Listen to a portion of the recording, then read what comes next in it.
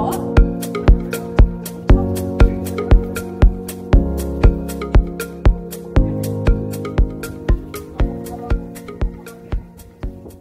The following sequence demonstrates a standard emergency response procedure by the SAIS emergency response team. Ito po yung ating mga insight na emergency response team. So, ang makikita niyo po ay para sa training purposes. A construction worker, Mr. Tonyo, fell from scaffolding about 3 meters high while installing steel bars. The nearest co-workers immediately alerted the site safety officer, trained in first aider and rapid response. The emergency response team arrives with the first aid kit,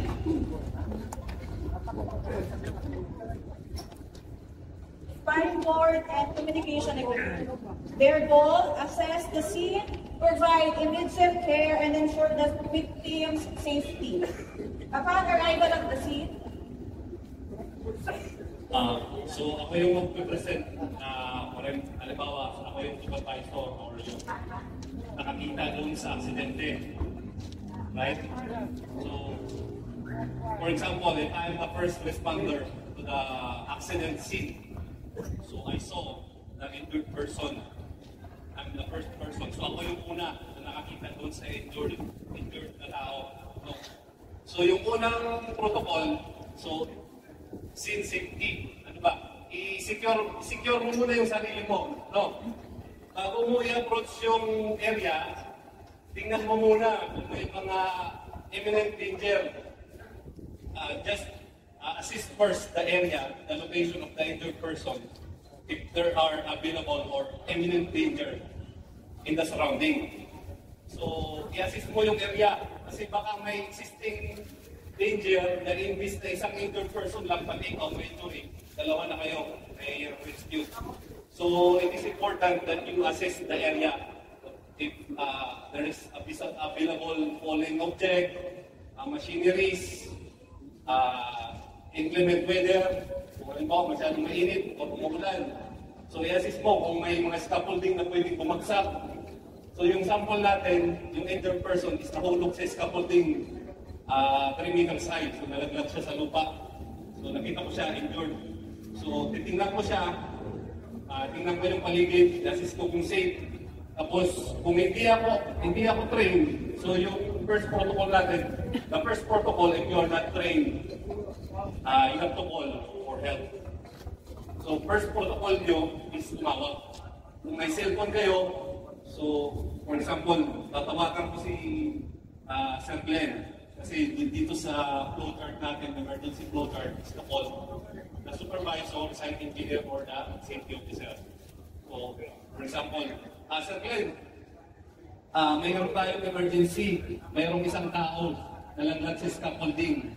Can you bring the rescue team, emergency response team natin? The injured person the possibility of spine injury, fall from height at least 3 meters. Only one injured person.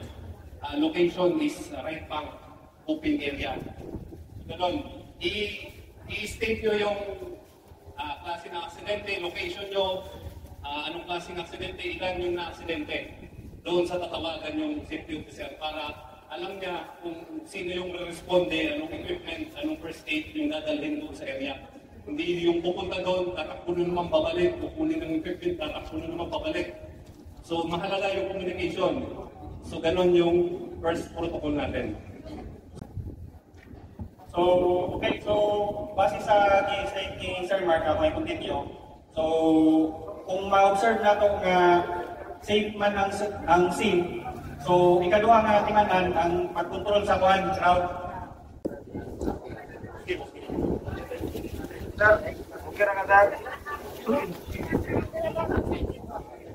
ito yung tinatawag na initial assessment. Dito ina-assess yung airway, breathing, tsaka circulation.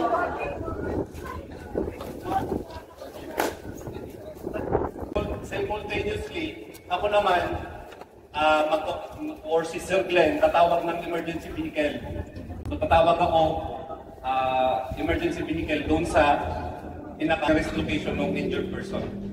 So tatawag, habang nangyayari to, in the real world, sa totoong buhay na, simultaneous na nangyayari yun. Habang nag-dot yung rescue, yung emergency response team natin, merong tatawag naman ng emergency vehicle, ambulance, para mag-responde kaagad sa ambulance. Tinawagan pa 911, sir. Dapat may tigil na dyan. Kevin ang investigator. Siya ang nag-kukuman sa mga linya kung lulugod na ba o luto, kung kukuhanin ng pasyente, kung gagalawin. Napaka-importante na makinig sa investigator ko.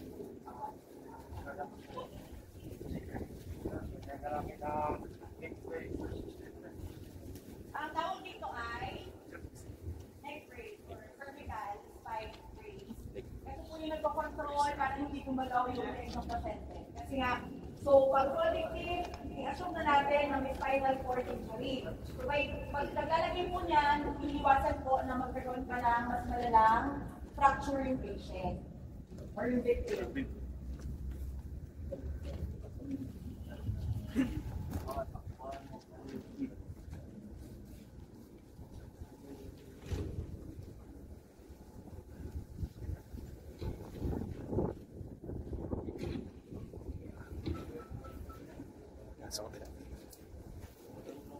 Roll into the side position.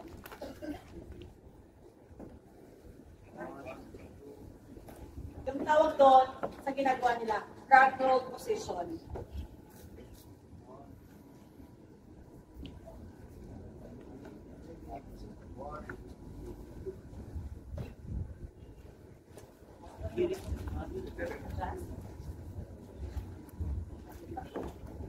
Ito po yung strap. Yung strap na nila-secure yung patient sa spine board. Tingnan niyo po kung saan nila ilalagay kasi specific siya na pwesto lang kung saan mo siya pwede ilagay. Sa chest, pelvis area, at saka sa may paa. Hindi ko siya pwede ilagay dun sa may leeg or sa may chan kasi hindi makakahinga yung pasyente natin.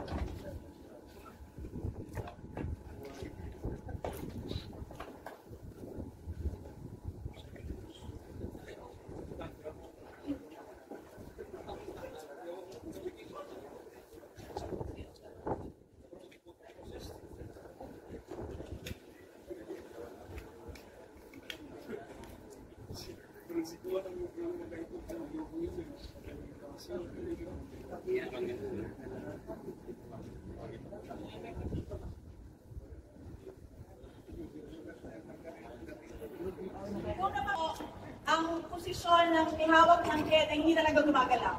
From the start na makita nila yung victim at nahawakan niya yung ulo, hindi siya pwedeng gumalaw sa pwesto. So hanggang matransport ang pasyente, nakaganyang posisyon lang siya. Kaya medyo critical ang posisyon talaga ng naghahawak niyan. At pinaka-importante pa ulit, pag na-strap shed, nalagyan na ng tali, i-assess po yung kondisyon. Titingnan ang kondisyon ng victim at i-assure na parating na yung tulong para maging kalmado.